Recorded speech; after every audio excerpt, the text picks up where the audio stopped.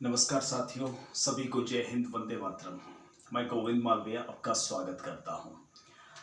सबसे पहले शुरू करने से पहले एक छोटी सी बात।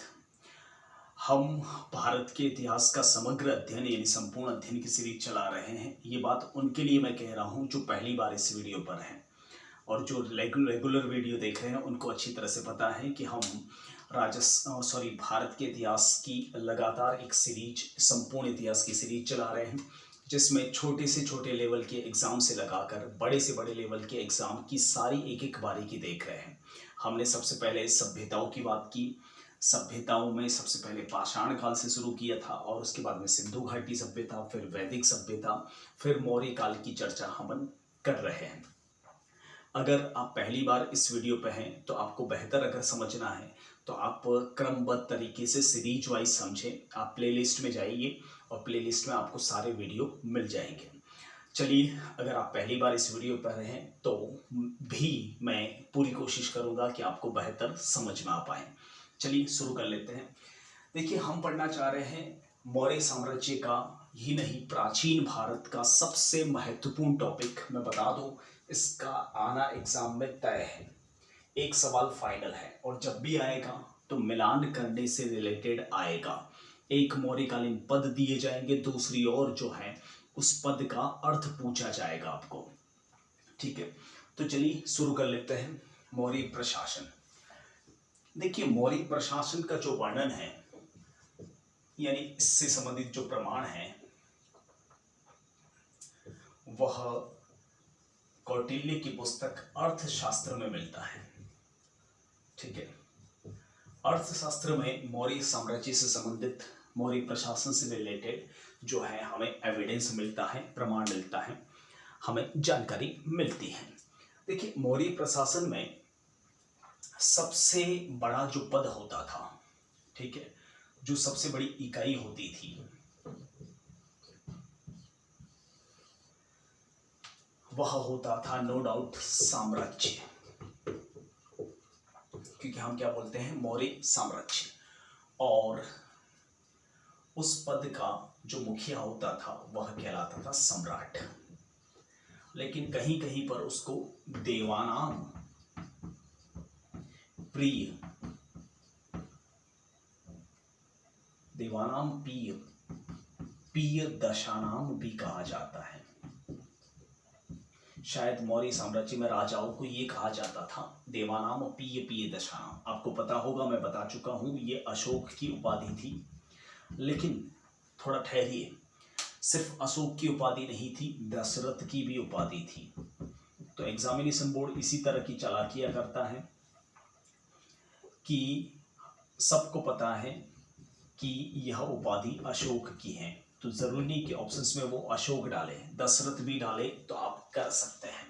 ठीक है, उससे नीचे जो इकाई होती थी उसे कहा जाता था चक्र। चक्र मौर्य साम्राज्य में एक तरह का प्रांत होता था, यानी जैसे आजकल राज्य कैसे होते हैं वैसे चक्र होता था। और चक्र का मुखिया जो होता था वह होता था कुमारामात्य। मैंने बताया था कुमारामात्य, कुमार प्लस आमात्य, कुमारामात्य। और ये जनरली पोस्ट रहती थी मौर्य साम्राज्य के जो राजकुमार होते थे उनके पास रहती थी। और मैंने आपको बताया भी था कि सम्राट बिंदुसार थे जब अवंती रथ का कुमारामात्य अशोक था। ठीक है, उससे नीचे यानी सबसे नीचे जो इकाई होती थी वह होती थी ग्राम, और ग्राम का मुखिया होता था ग्रामिक। देखिए, हर जगह ग्रामणी नहीं चलता, ग्रामिक होता था ग्राम का मुखिया। ठीक है,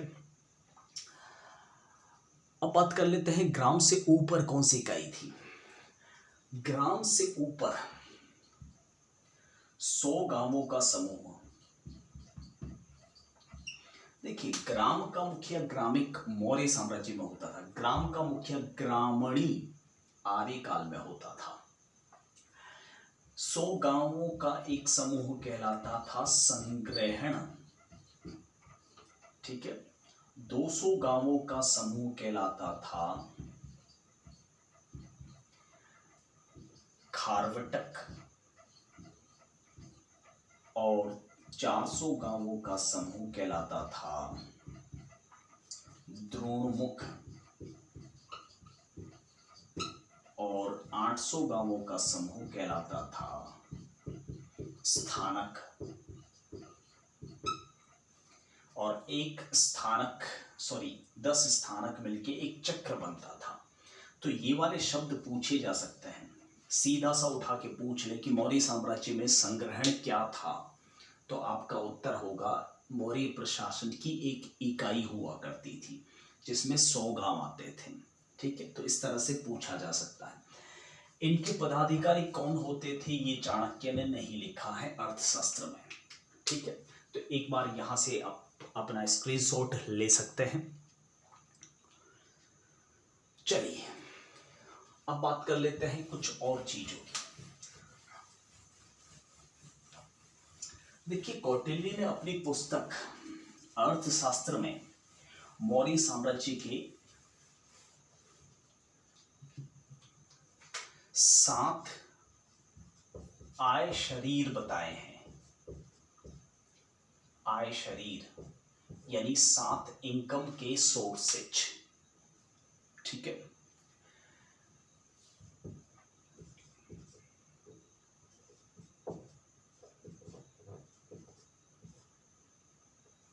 जिसमें वन, संतान पथ,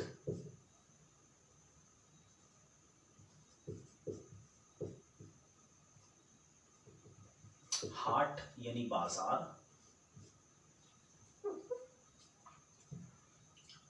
दुर्ग,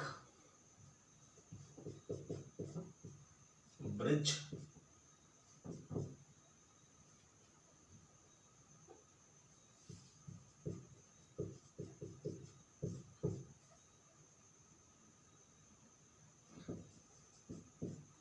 खारवटक,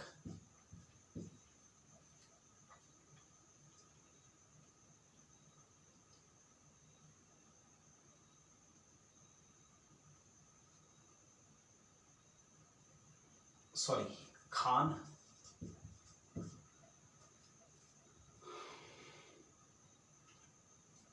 ये 1 2 3 4 5 6 और 7, ये 7 जो है वह बताए हैं मौर्य साम्राज्य में। कौटिल्य ने अर्थशास्त्र में आय शरीर। वन जानते ही हो क्या होते हैं, जंगल। संतान पथ जो होते हैं बाजार में लगने वाले जो बाजार होते हैं उनको कहा जाता है। हाट जो है वह परमानेंट दुकानें होती हैं। दुर्ग यानी किले, ब्रिज यानी चारागाह, और खान जो होती हैं आप जानते ही हो जहाँ से धातु वगैरह निकलते हैं। ये 7 आय शरीर बताए हैं कौटिल्य ने। ठीक है, काफी समय पढ़ रखे हैं इसलिए कहीं भेजे में कहीं पढ़े रहते हैं तो उसको याद आते आते कभी कभार वक्त लग जाता है। ठीक है, देखिए मैगस्थनीज भी मौर्य साम्राज्य के बारे में कुछ बताता है, मौर्य प्रशासन के बारे में। मैगस्थनीज कहता है कि मौर्य साम्राज्य में 6 समितियां थी, जिसके प्रत्येक समिति में 5 सदस्य होते थे, यानी 5 × 6 = 30। 30 की एक टीम होती थी, जिसमें उत्पादन समिति,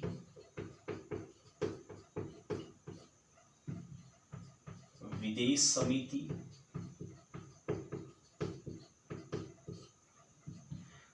जन्म मृत्यु पंजीकरण समिति,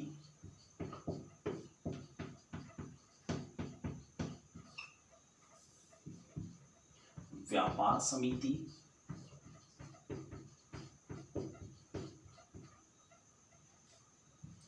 दंड समिति और क्रय विक्रय समिति। ठीक है, ये 5 समितियां होती थी, कभी भी एग्जाम में पूछा जा सकता है आपसे, जो कि मैगस्थनीज ने बता रखी है। इसके अलावा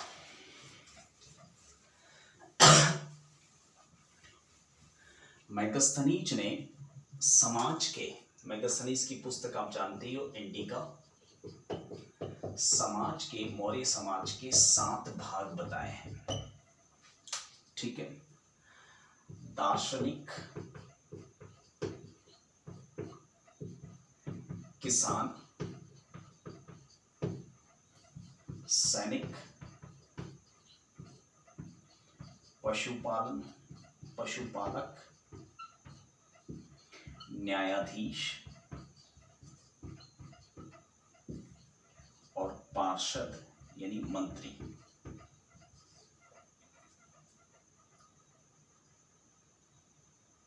और एक था शिल्पी यानी कारीगर। ये 7 मौर्य समाज के हिस्से बताए हैं मैगस्थनीज ने अपनी पुस्तक इंडिका में। ठीक है,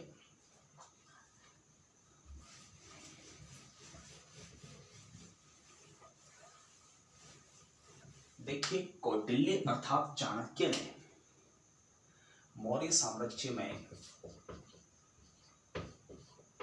जिन्हें विष्णुगुप्त भी कहा जाता है,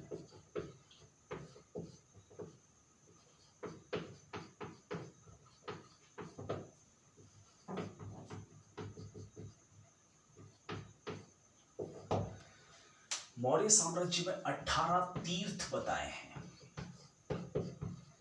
तीर्थ का तात्पर्य होता था मंत्री। 18 तीर्थ बताए हैं और 24 विभाग का अध्यक्ष बताए हैं।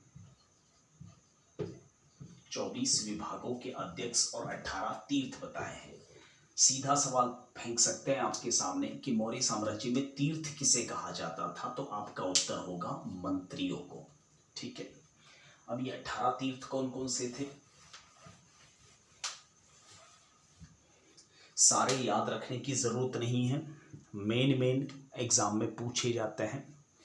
और उन 18 तीर्थों में सबसे पहले युवराज, कभी नहीं पूछेंगे, अर्थ भी आपको पता ही है।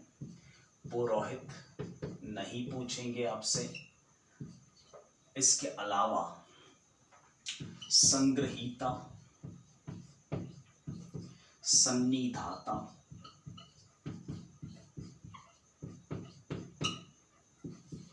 प्रतिष्ठा, व्यवहारिक, प्रशास्ता,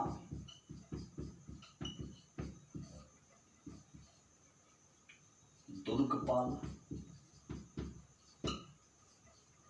अंतपाल, भिंतिपाल,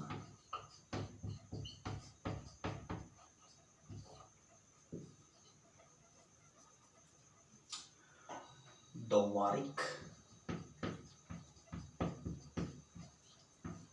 ऐसे नाम आपको अक्सर पूछे जाते हैं। ठीक है, यहाँ से मुझे नहीं लगता पूछेंगे, ये नहीं पूछेंगे। जनरली ये सवाल हमेशा बनाते हैं यहाँ से, यहाँ से, यहाँ से, यहाँ से।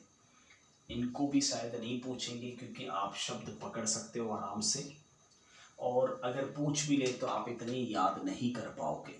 ठीक है, क्योंकि बहुत मुश्किल होता है इन चीज़ों को। अभी तो मैं 18 तीर्थों की बात करूंगा, उसके बाद में 24 विभागाध्यक्ष भी हैं, ध्यान रखना, खत्म नहीं हुआ है। संग्रहीता एक तरह का राजस्व अध्यक्ष होता था जो राजस्व इकट्ठा करता था। सन्निधाता सन्नी शब्द से बना यानी कोषाध्यक्ष। प्रतिष्ठा और व्यवहारिक दोनों न्यायाधीश होते थे, एक दीवानी न्यायाधीश और एक फौजदारी न्यायाधीश। प्रशास्ता प्रशासकीय अधिकारी होता था, एक तरह से कलेक्टर जैसा, गवर्नर। दुर्गपाल यानी सीमा के भीतर दुर्गों का रक्षक। अंतपाल यानी दुर्गपाल जो सीमा पर दुर्ग हैं उस पर उसका रक्षक। अंतपाल यानी सीमा से बाहर दुर्गों का रक्षक भिंतीपाल, जो देश से बाहर दुर्ग हैं उनका रक्षक दोवारिक होता था, राजप्रसादों का प्रमुख।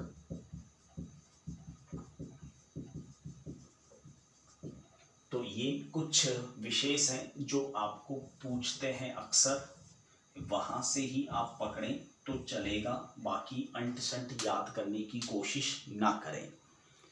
इसके बाद अपन बात कर लेते हैं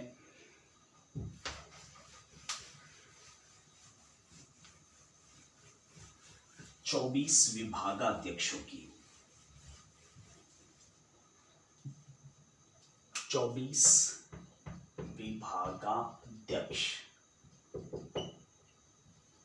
वैसे भी ऐसे टॉपिक याद करते करते बहुत सारों को उल्टियां भी आती हैं और इसी का फायदा एग्जामिनेशन बोर्ड उठाता है।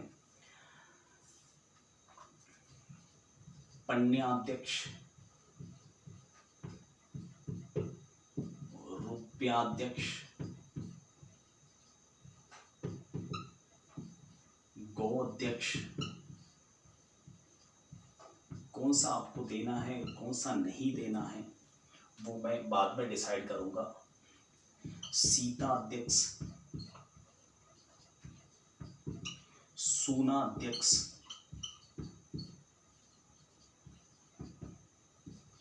विविताध्यक्ष,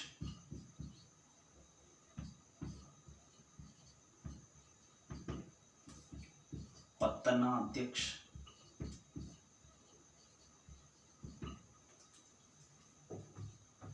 आकरा अध्यक्ष,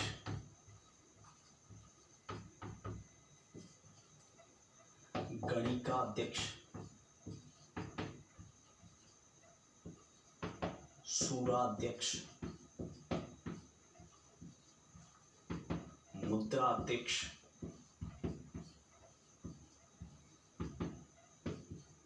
लक्षणाध्यक्ष,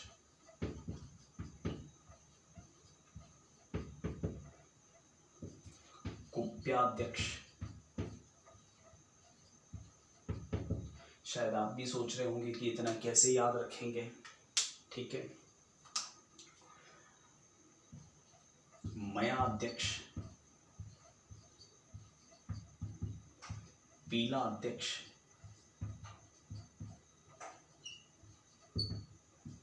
अश्वाध्यक्ष,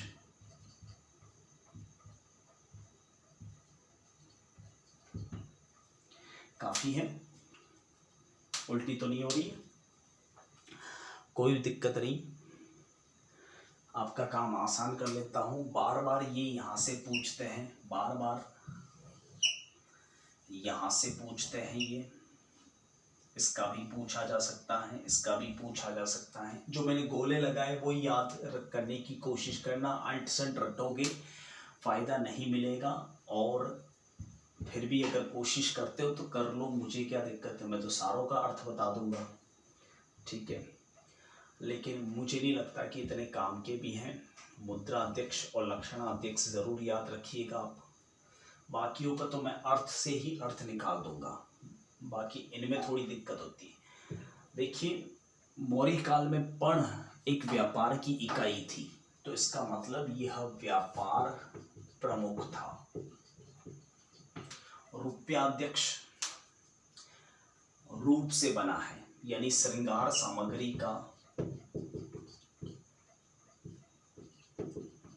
जो कॉस्मेटिक्स आइटम होती थी उससे रिलेटेड। गोअध्यक्ष गाय से बना है, यानी पशुपालन मंत्री। खत्म करो, नहीं पूछेंगे। सीताध्यक्ष, सीत हल के नीचे वाला भाग होता है, यानी कृषि मंत्री। पूछते हैं कई बार। सूनाध्यक्ष, सूना बूचड़ खानों को कहते हैं, बूचड़ खाना, खान मंत्री, यानी कसाई वाले जो होते हैं ना वो। विविताध्यक्ष, विविता कहते हैं चारागाहों को, यानी चारागाह प्रमुख। पत्तनाध्यक्ष, जैसे कावेरी पत्तनम, विशाखापत्तनम क्या है, बंदरगाह, नहीं पूछेंगे, बंदरगाह प्रमुख। आकरा अध्यक्ष, आकर कहते हैं जंगल, तो जंगल मंत्री यानी वन मंत्री। गणिका कहते हैं, मैं नाम नहीं लूँगा, नारियों का सम्मान करता हूँ, यानी बार जो भी होते हैं उनके मंत्री। सूरा कहते हैं शराब को, यानी शराब मंत्री। देखिए यहाँ पर थोड़ा कंफ्यूजन है। मुद्रा आप सोच रहे होंगे जो है वह करेंसी है, लेकिन लक्षणाध्यक्ष जो है वह टकसाल प्रमुख है, यानी मुद्रा जारी करने वाला। और ये जो मुद्राध्यक्ष हैं एक तरह का विदेश मंत्री हैं, मंत्री हैं जो वीजा जारी करता है, इस तरह से समझ सकते हैं। कुप्याध्यक्ष कुओं से बना यानी शाही जलाशयों का अध्यक्ष। मय खाने कहते हैं बार दारू खानों का अध्यक्ष। पील कहते हैं हाथी, यानी हाथियों सेना का अध्यक्ष। अश्वाध्यक्ष यानी जो है घुड़सवार सेना का अध्यक्ष।